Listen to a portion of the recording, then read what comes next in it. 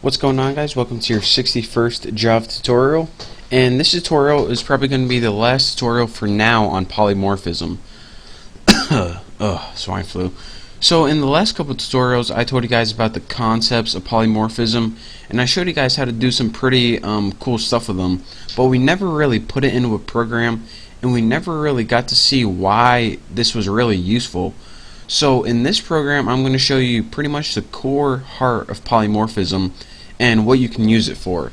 So let's go ahead, and in this program I'm going to make a method in each one of these classes that's just going to say, I don't know, I'm going to have like a line for fish that says make a noise. I'm going to have a line for dog that says make a noise, and by line I mean method, and also one for animal as well. So let's go ahead and make the same method in animal, fish, and dog. And I probably should have made an animal that makes a noise besides a fish, but you know, fish don't really make noise, but that's not important. You'll see what this tutorial is about. So let's go ahead and make a method in here for animal, and we'll put public void noise. And since animals don't really make a noise, let's just have something on the screen, because this method is actually never going to be called, but I just want to make a method to show you guys it's not going to be called. So system out print line, gotta learn to type, print line, and we'll say like animals don't make noise. And this is pretty much the point of inheritance and why we have this class right here, because fish and dog are each, since they extend this, they can both overwrite this method right here. So let's go ahead and copy this in the fish one. Let's go ahead and put the same method in here. Again, we don't change the name of it, it's just the noise one, but it's coming from the fish class now. And what kind of noise does a fish make? Put like glurp, slurp. That's what noise I would make if I was a fish, so you know, it's good enough. Dog one should be a little easier. We'll put a method in dog called noise as well, and we'll make this one go rough. Not rust. Rough, right, like that. So now we have this method called noise in animal, and we also have a method called noise in fish, even though fish don't really make noise, but this fish says glurp slurp, and we have one in dog called noise called rough. So we have this main method in animal, and it gets overwritten when you call it in dog and fish. So now that we have three methods named the same thing, let me show you guys the core heart of polymorphism. One of the main aspects of polymorphism is that if you can put objects into an array like we did last time, but we didn't really do anything with it, we just added them into the array.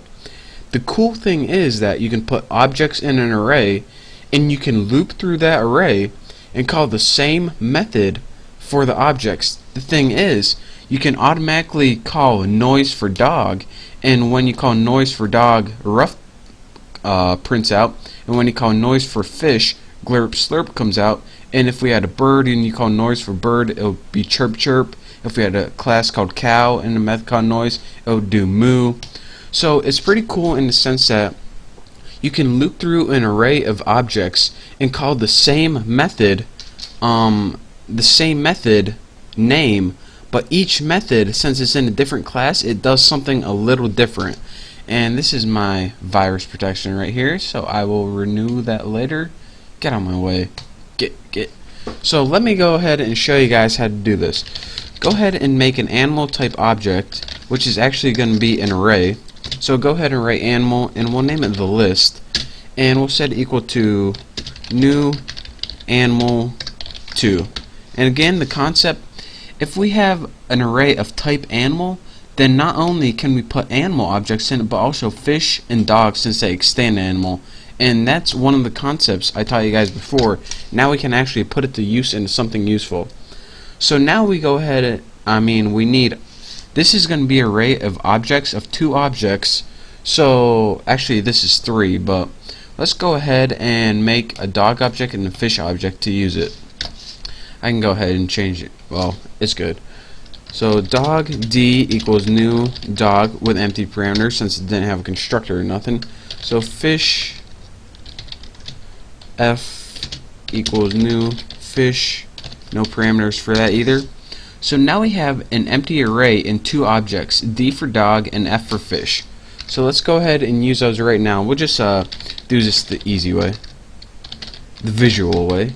So at index 0, which is the first element, let's just go ahead and set that equal to D for dog. And at the list, and at index 1, which is the second element, set that equal to F for fish. Now let me get this out of the way. This is annoying. So now we have an array, and we have 2 elements in it. And again, if you watch the last tutorial, you can see that you can populate this array using add method, but this is just a really easy method for demonstration. The next thing I'm going to do is write one of these enhanced for loops. And in case you forgot what an enhanced for loop was, it pretty much is a special loop to loop through an array. So first you put animal, and then you give it a new variable, what's going to use X. It's kind of like the counting variable in a for loop. And then you write the array name. So now it's going to loop through the array, the list, and every time it loops, it's going to treat the index as X. So we can do things like this. X, which is the object now, since we put object in the array, so this would be substituted for D, the first loop, and F, the second loop. And then you should be X dot noise. And what this is going to do, in essence, it's going to loop through the entire array, and it automatically knows the length of it, so you don't got to worry about counting variables or anything.